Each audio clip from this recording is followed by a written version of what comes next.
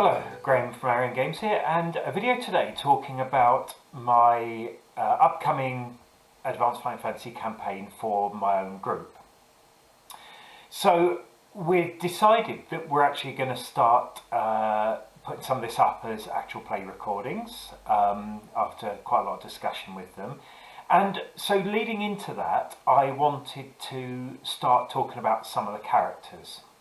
So the campaign is going to be set in southern Kull, starting in the city of Kish. Now obviously that's a fairly small map. Kish is just about, or of course you can't see it, just on the inland sea there. You can see in the bottom right hand corner of the map. And we've got the party created, and I'm going to do one video on each of the characters. This is the party as it stands.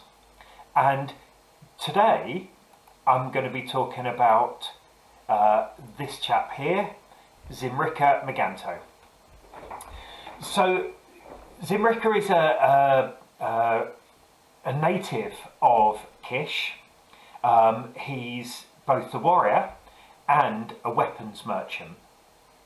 So he trades in weapons, that's how he makes a living, but he's also fairly skilled with the weapons he has. We're using some of the rules I talked about in a video a while ago, which is the novice characters. So these characters are not nearly as good as a starting standard Advanced Final Fantasy character. They're much more basic than that. They're, if you like, lower level. But of course, in a longer campaign, that gives them room to grow, it gives them room to develop. So Zimrika has, in terms of his character, he's got good skill for if you like, his grade. His stamina's okay, but he is really quite lucky. He's gone for maximum luck, which I think will probably be a good decision. It'll probably play out well in the game. He's got sort of a standard range of skills. He doesn't wear armour, so he's gone for dodge rather than armour. We're using the house rule whereby every character can dodge in combat as long as they have the dodge special skill. He's taken ambidextrous, and you can see that he's using both the falchion and a long dagger. But he's also taken a new talent that I wrote specifically for him for this game, which I'll make available somewhere, which is business. So he already owns a grade 1 holding. So if you have the Hero's Companion, you'll know that is basically a small business, makes a little bit of money each month. And he's gone for a weapons trading holding. Now a grade 1, that's literally a wheeled market stall that he can wheel to the market, sell some weapons during the day and wheel it back again in the evenings. Doesn't make a huge amount of money, but it's a start, and over time he can invest his ill-gotten gains from adventuring into that cart, turn it into a shop, small shop, a big shop, chain shops, international trade routes, etc. Depends how much money he wants to plough into it.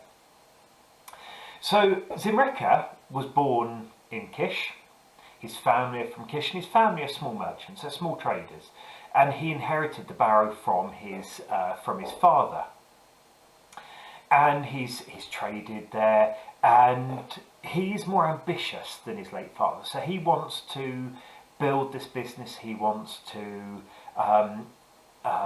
generate far more money from it, become rich from it, which I suppose, you know, is both distinctly possible and a very good goal for a merchant. And of course, one way of rapidly building a business is to go adventuring, bring back that loot, invest it into your business, and reap the rewards.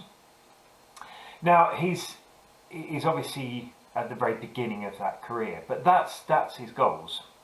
So in terms of his connections to the other characters, his cousin is the priest of Glantanka in the party, and he's also met the Analanda sorcerer who's in the party when the sorcerer was trying to buy a sword from him, and Zimrika saw an opportunity here to look at international trade. He wanted information about the old world. Could you sell Cullian weapons in the old world?